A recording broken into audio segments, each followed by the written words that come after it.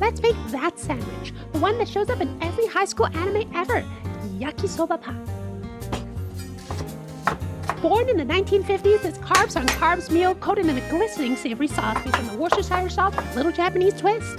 In our case, we will be making it with mirin, soy sauce, sesame oil, ketchup, and oyster sauce.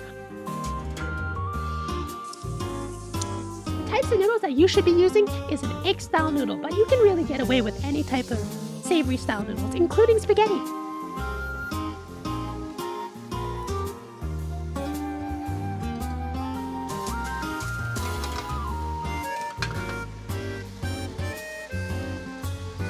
Now, normally this is on what is known as Koppe Pan, but since I am not Sergeant Soysauce Cigara, we will be using Italian-style hot dog buns instead.